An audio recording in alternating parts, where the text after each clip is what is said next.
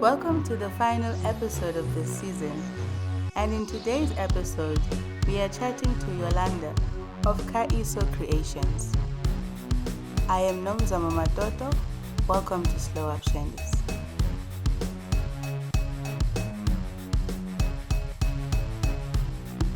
Yolanda, if you had a superpower, what would it be and why?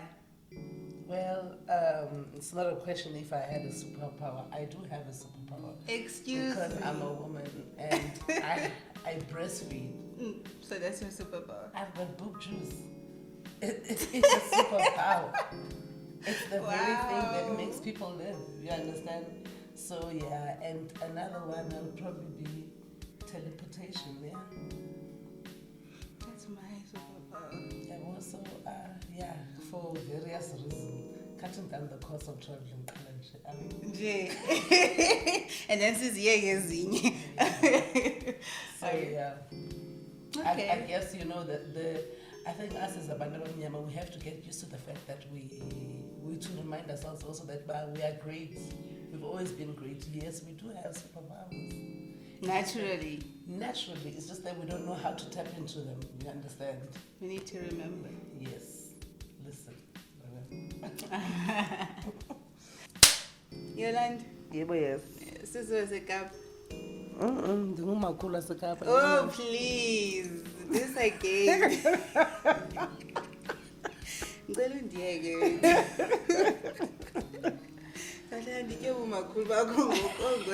And congratulations, Gemakhulu. Wasekapa. Ungumakhulu wabekapa. Wasekapa. Oh, okay. Ngizalwa Kalanga. And then from Kalanga, I think bendina 10 or 15. No, actually I wasn't even 10. I think I was 15 when we moved to Kha'iso with my mom. Oh, you're already all grown by then. I mean, my ground, my feet were already rooted into Kualanga. I can imagine. And then some was Kha'iso. Of course, I hated it. I know. But bomi. Why did you hate it? I know why I hated it. Why did you hate it? I hate the fact that I was moving away from Kualanga. I had a life there. It was closer to town, and Kha'iso was far. No, that was my only reason, because it was 15 minutes to It was town. far. And then Kha'iso was like, what, for 5 minutes? Yeah, like what? I'm like, out of all the places.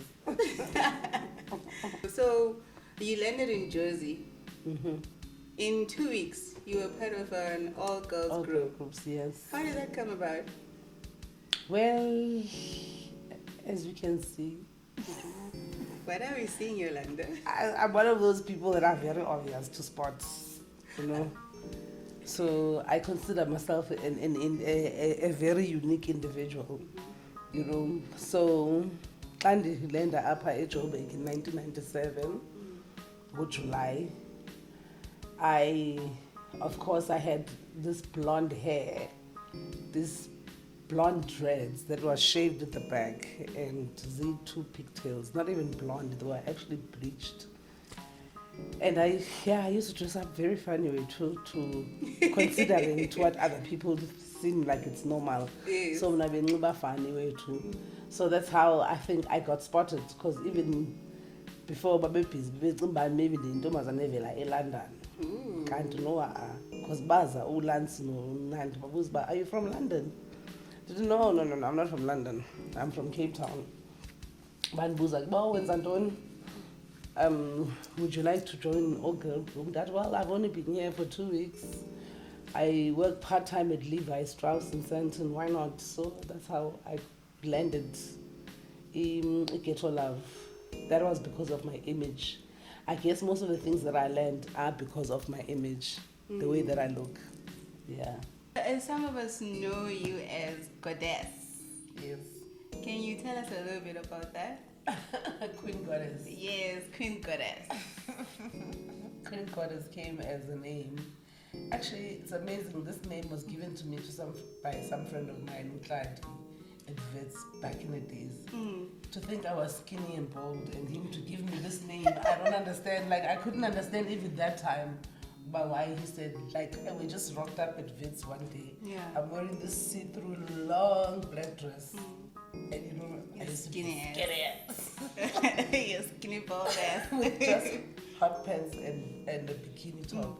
And then he just said, Queen Goddess. So since that day, I became a Queen Goddess. So it came in hand and then I needed a stage name. So I just kept what my friend called me without even thinking twice about it, because everybody else started following it. Nice. And the name just, it was yours, from the get-go. It was just yours. Yes. So image has always been a thing for you?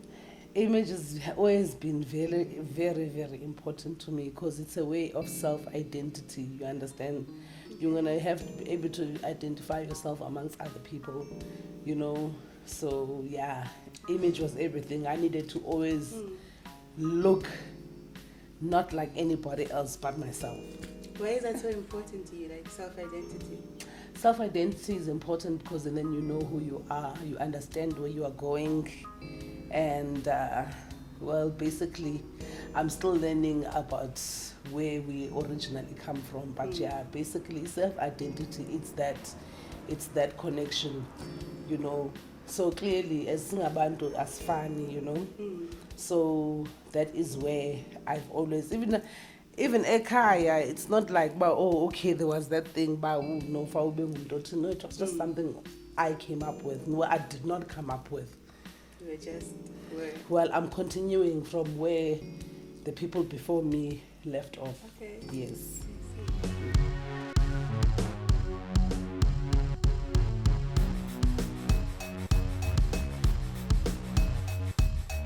You know, we have those throwback this and that and that.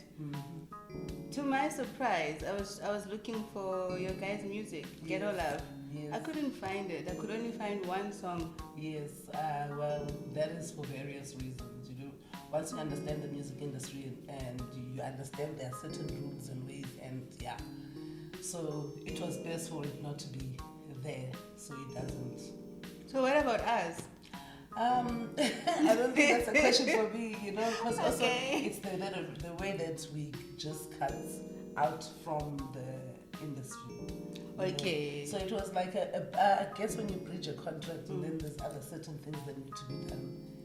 So not having access to our pictures, our music is part of it, because then you can wake that thing up, you know, and that's dangerous, and you know. So it's stored in some vaults right now, gathering dust. Okay, we'll move on swiftly. But you know what's the nice thing is that as much as it's not there, but it's there in people. It's amazing. We still remember. I mean, many years later, as mama that I am right now, people come up to me and say, and that is mind-boggling for me. But how do you know, like, I don't even look as skinny. I don't even look like that child. So for a stranger to recognize me, it might not be there, but it's there. And it's overwhelming, the influence and the impact that we did without us even realizing. You had no idea. Yeah, we didn't realize that we were coming to change. And while basically we're not coming to change, we were just standing up for who we are as individuals. And individuality was very important, you understand. Me, I come from Cape Town. I'm born and raised in Cape Town, so it's a racist city, you understand. It's very separated. Blacks, whites, and coloreds, we all live in different places. I went to a multiracial school. Like, all of those things, you understand, that build who you are and they make you. And then how did your mom take it when you were telling her you're going to the entertainment industry? My mom, at home, which is where I started my creation when I was 12. My first box set hunting accessories and all of that. I was around about 12 years old. And I think from when she was, you know, as a mother, you can tell how your child is and what they're going to be and what they like. So for her, it was not a problem because she could see, but okay. As I always say, I was a reflection of her. She saw, because she comes from this religious background where everything is about church in school. And then there was just this kid of hers that she just gave birth to, who does things differently, That's why they even gave me that name. My nickname, Unompri. You were quick. Yes. I arrived in Johannesburg at that time because my mother sent me here, not because it was a personal choice of mine. Okay. No, I did not dream of coming to Johannesburg. As a Cape Townian, I dreamt of going to London. No wonder they were asking you. Johannesburg, I was like, no. But and then so she's always seen Ndlini in my room. Bed yami upside down, amadonga amabhaliwe, ane paintings, so I've always been there. So for me, when I got to Johannesburg into being in entertainment industry, it was like, it's a given. And I remember I left Cape Town telling my friends, but the next time you see me, I'm gonna be on TV, and that was just a joke. Hey. You think you're just saying, yes, and you're actually cementing the thing. Yes, so you can imagine how they could not believe, but yo unompres kubombone TV, and why chilo at the next time someone has zambone TV. Did say, what would you say if Kha'iso, your daughter, will come up to you and say, "Mommy, I'm starting a band. I'm leaving everything else. I'm starting a band." Well, since you know already that I'm already living a life of not being in the system. So when Kha'iso comes to me and says that she's starting a band, I'm like, oh, okay, cool. Because we are living in... I wouldn't say we are taking steps to live in the way that we used to live before, in our ways as the black people. More importantly, not in the West. And it's not like, okay, there's this modern world and there's a lot of Western influence in it, and our identity is hidden. So her wanting to do being an individual, it's who I am. Ghetto Love started like that because I was an individual who wanted to be heard. You understand? So I would support that. I homeschool my kids. Okay. So yes, we are living African way within the modern society and the system, and making it work and making it work. But the most important thing is the us. That's what's important. That's what Ghetto Love was about. That. It was about us standing up for who we are as our people and not to shy away, because everybody was doing exactly the same thing. You understand? For your schooling, so even the industry, you must follow the certain kind of genre of music because you are black and you are young in the urban area, you understand? So you mentioned that your kids are not in the system anymore. Yes, my kids are not in the system. They don't go to normal schools. Okay. So how do you keep them busy? By living. I keep them busy by living and being authentic to who we really are and to who we truly are as individuals, as the people, as a black mother. So one of the most important things is the foundation and the love and the respect that I need to instill in them. I feel that for them to be in the system, it's a waste of time, because it doesn't build them as individuals, and it doesn't build them towards their initial path. As you know, we are born already being who we are, you understand? Yes. So we can't let the system wants to decide for us what we must be, which is not, it can't be. We are different individuals, we understand? Already. And in order for this to be balanced and to work, we need to be those different individuals. Yes. We can't all be the same, you understand? So it's, for me, that is very important. So we learn as we go. You know, we learn every day. They go to a center, Reimagine Learning Center in Toivo, there by Shivani. Yes, we did interview Shivani a couple of episodes So ago. it's a de-learning center. You know, you are de-learning and relearning, and we are trying basically to bring the most important thing that the system is taking away from us as Black people is that they've taken away the family units.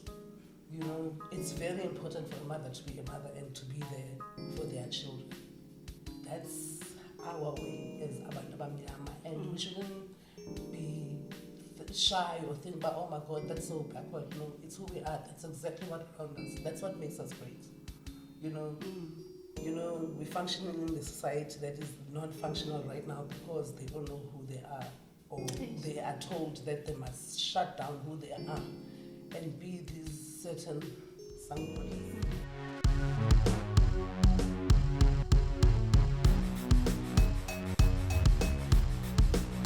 I was sitting here and going, don't tell me.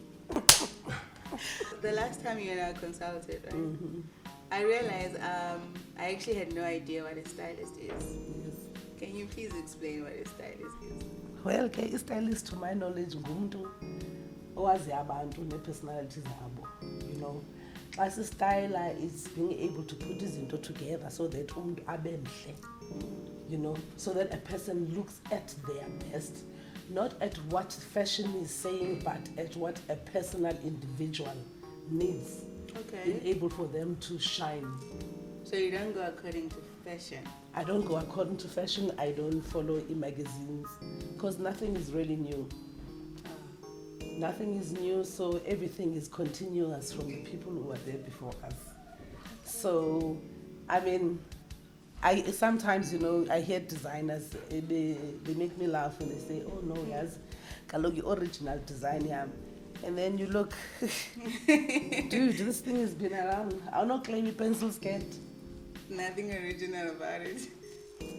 I know it claim it kaftan kimono. Abantu bethu kudala benxiba izinto ezithrow jiki, ujiki jela. So that's why I've got jiki kimonos. Go jiki jela. You know, you throw it on you. You know, so for me, style is about bringing out your self-identity. That's why they like. Okay, I know because you're going around. Because I'm like, oh, okay. Actually, you know, styling is bringing out an individual's identity. Because there's so much that is going on. It's very easy for you to be influenced and get caught up and think that this is who I am. Okay. Until someone comes to you and then say, but actually, as ngixele nomzamo, if unganxiba isiketi ezibamba apha kule ndawo ziyeke apha, ungaba mhle. You know, if unganxiba itop ethi yile ikwenza uba mawube more, you understand? Like small little things actually get the best of you. So most of the stylists that are around, but they are doing what fashion, bands are copy and paste. Copy and paste. Everybody look the same. I'm not in that business. You are not looking the same. Never friends. No, yes. So kumke stylist ngumuntu okwazi umbona umuntu ambone as umuntu as physical and nambone nangomoya nomoya wakhe, and then ke nginxibisa wona nomoya khona nizakwazi ukukhanya. Yes. So is that, maybe I should be asking now, so how was and when was Kha'iso born? When I was born. That's a nice one. Actually, Kha'iso was born when I was born, because Kha'iso is me. Okay. Kha'iso is a path. Kha'iso is my style and the people who came before me. It was born because, you know, my mother, you know, when you live in the township, and then your mother, there's the working class, you know, the working class kids, they always have the certain type of clothes going to the different type of schools. So it meant that we were wearing exactly the same clothes, you know, shopping with one shop. Yes. Money account. Yes. Oh, yeah. Okay. So it started so that there. bored you. to death. So I decided, well, you know what I'm going to do is that I'm going to customize anything that was bought for me. I customize it. So I will cut it up. I would paint it. I would put beads in it. Like I had to do something. So you had issues with sameness? No, I didn't have issue with it. I just knew that I was different, and it needed to be I needed to show that I'm not like, because we are all different. Yes. See, that's the thing. So it needed that to be shown. Even in my room, you know, I had that, you know, that pine bed, like 3/4 bed, you know, the pine. Yes. You know that pine set, net desk. Yeah, and then you know, Ipetiam was actually upside down.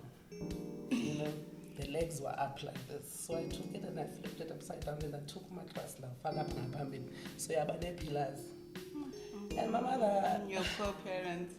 No, my mother did not have a problem with it, because my mother herself, in her heart, she's a creative. So she could understand. She could understand, and the thing is, she could not express it because of the times where she comes from. You understand? Her father was a very religious man. So, siskolo ne religion. You understand? So through me, when I came, she saw, I guess, this is what I realized later on, but yes, actually, my mom allowed me to do these things because it was who she was also as a person. So I was free to do whatever. Paint the walls, put the whatever, like... You were that child. Yes, even she would buy me these things. She would buy me the things to customize my stuff. So it started then. That's when Kha'iso was created. Yolanda, please take us through how you put me together. Oh, I wish I put you together. But you're not my type to put you together. Okay. Basically, what I've done, as you know, I've come here and then I went through your wardrobe. And then I identified certain pieces, that I thought, well, okay, let me see if I can play around with them. So, yeah, as you know, I went into your wardrobe and presented you as how I see. I like how you see me. Yes. So, as you know, it's very important for the African pop always. So I put something that is like a throw on that is the African print with your absolutely amazing. I love your dress. Thank you. I love this dress of yours. It's simple but very elegant, and also it's got that very vintage thing to it. Yes, that's my one pop. And then I've put you in some gold and seeds. These seeds is. Yeah, no, what's in here, it's seeds, it's nature, it's a natural seed that is made out of the beads and the seeds. Well, you can't eat it. Okay. And then I've added the fulani earrings for the popping with my nguni symbol rings, just for the knowledge. Just check me out, I'm here. This is me. Yes. Okay. And so then, this is, as I say to you, this is how I see, I see you. The second outfit from your wardrobe was the denim jumper. Very nice, casual, good for Saturdays like this. And then I just added your Kenyan sandals with the beads. Yabona, so that is the one, that statement already. And then added, because it's a low drop, it's a low v-neck, so we added the blue beads, that were playing with your friends. Friends I wish I had. Who has a story for another day. And then we tied your hair up, just like now we've got your hair down because you are more relaxed and sitting down. Then the hair up is, since you are very casual, just to emphasize your look. Okay. Yeah. And then I did the jiggy kimono. I like that. There's so many ways. See, the reason also I make the clothes that I make is because, if you look at ancient Africans, everything was just a throw-on or like a wraparound. Yes. So So It's like they were not trying hard. no, so I'm following in that. We didn't have to do much, you understand? We look amazing in anything. All you just had to do, just throw it on, and then you just wear it in different ways. You'll see this trend through the Africans, the Indians, and the Asians, the Chinese and the Japanese, We have a very much similar style, which also says a lot about our connections, you understand, as the people. So my style of clothing is very much influenced by the ancients, Chinese, African, Indians.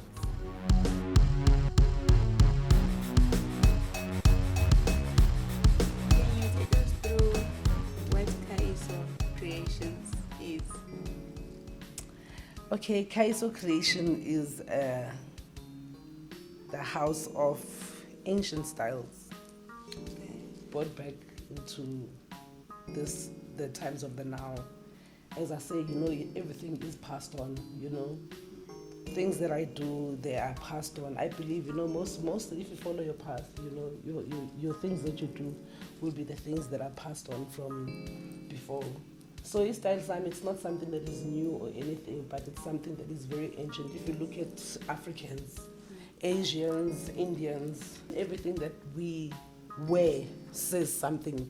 It's an identity, If you are a little girl like Kha'iso, there's a certain type of skirt that you wear. When you're a 15-year-old girl, there's a certain type of skirt that you wear. When you're a 21-year-old girl, now you just don't just wear the skirt, now you also cover your boobs now. You understand? Because so you're in the stages. So I try to preserve that and actually present that through my brand, you understand? And as I'm saying, also brand, it's not about really, I don't want people to be like, oh wow, you come to me and I enhance your style. Not me imposing my standard. No, I was not is. You understand? If I think let rap short is then can do zoom. Oh, bye. If a rap short to piece up. AL. The buza wena kaloku. Ikhona. It's the same one kwakumele kudala unibone isibandi inxila njani. Ndakulinda ndancama. So ke ndiza kubonisa ngoku and fa uyinxibile. Shinthi xa ndakhumbula uba unetupis. Unetumai mantombazana. So brand yami it's about that, Yeah. It's about an individual, me trying to help an individual present themselves in the best way that they could and the best way that I can help you. You understand? Not about, okay, just because they in and then it's gonna look nice on me. I know was because singabantu abayithu abahlukeneyo. Siyafana sithanda into ezifanayo, but sihlukene. What kind of impact would you like your brand to have in society as a whole? Well, I want to have a sense of, I want to belong. I want to belong to my people. I don't want people to think of me and think of a dress. I want a person to think of me and think of a lifestyle. You understand? So that's the impact that we want, is the changing of the way the society looks at us as individuals. As Black people who have gifts, superpowers. Just like anything, you go to university so you can get a degree. You also go to university in the African line, and then you get your degree. But you can't get a degree if you're not seeing really about who you are. So you need to see self. You must see self, always. You must see self and not see others, so that everything is balanced. As we celebrate who we are. Always. But we must celebrate who we are and celebrate who our people are. We must never detach ourselves from that, because it's very important. Who we are is our people, and respect is one of our main principles. You understand? If I'm not dude, you know, Kuthiwa uyayazi ngoba angumntana waphi lona yazi ukrwada akakwazi nokubulisa. Aqadekile. Uvelaphi, like we are those people. You know it's natural. You can never walk into. So we mustn't front like. I know what you mean. We come from that, you know. So we need to embrace remember who we are. We need to remember who we are. Embrace that. So that's the impact. I just basically want people to remember who they are through the things that they wear. So the more you wear these things, then people are gonna ask you. Then you start explaining, yabo. So you're telling your story Exactly. and teaching others. And then also you don't stop there. You must read. Oh, she said, yeah, it's incredible. Okay, what is that book about? I think one of the most important books that any African child must read, yeah. Indaba My Children, yeah. Because, you know, you can't understand yourself, you don't understand where we come from. Because that's where you're going to see your identity. You are who your people before you were. So in London, yeah. So you need to bring that back. Oh, no, we need to remember that. Oh. Yeah, because it's not something, we don't need to, it's there. We need to tap into it. You know that trying to introduce you, it is so hard because I know you to be doing a whole lot of things. So in your business, do you have time for leisure things? Maybe, do you cycle? Oh, yes, I used to cycle until I had kids. You used to. We need to correct this. I stopped because I had kids. That's the only reason I stopped. How did the kids stop you? No, you can still get on the bike. No, I can most definitely get on the bike, but I'm just saying the only reason I'm not a regular cycler now is because I've got children. Yolanda. I'm telling you.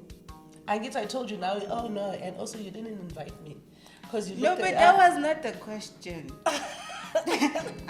If you invited me to cycling and then I say, who I went, you can, and then Yolanda, most of our friends don't cycle. So I kind of like, I thought now you... That's the problem right there also we have as individuals, as people, is that we always assume because of... Age. So, you are invited. Oh yes, please. You are invited. I'm super excited. You know, I mean, I'm a typical Daki Kasana. I'm going to buy an outfit for that cycling thing. Let me tell you, I'll make myself an outfit. You mean you put an outfit together. But no. You're putting up outfits. No, you know. It's always important, you know. I can't look all scruffy next to you. No, you're always looking good. Thank you. Yes. We are. We come from the same source. Africans. Remember, umuntu ngabantu. In these trying times, are you playing your part to uplift your community from wherever you are? It has been an amazing journey, and I would like to thank everyone for their likes, shares, and subscriptions. Happy holidays to you and yours. I decided that I'm going to make rings like the ones that you are wearing, which this one is a female. This is a female Nguni symbol. Okay. You know, the diamond shape. And then here, this one that you are wearing this side is unity. If you can see, put your hand. Yes, it's got the female and the male. This is the male symbol. Okay, so it's together. The unit. Yes, together. Utando Labantu, you understand? So the togetherness. Very important in the African lifestyle. The family unit, the man and the woman, in order for it to have balance. Beautiful. Yes. So I do this, I do the rings that I'm wearing, you know, the ankh, and then bangles, anything that is African. I get these, the ones that you are wearing right now, those are Fulani earrings. Those are from Mali. Okay. So with my brand, it's not about me as much as it's about us and our story as the Black people. You know, I want to teach people, but no, there's other things that are more than the Western stuff that are actually better, you know, that are ours. So yeah, it's the supporting, it's the the loving of our people. How are my boobs? Yeah, they are hot. They are super sexy. Ndiyayithanda ke le tattoo yakho le question. Semicolon. Why? The sentence is not over. Ah.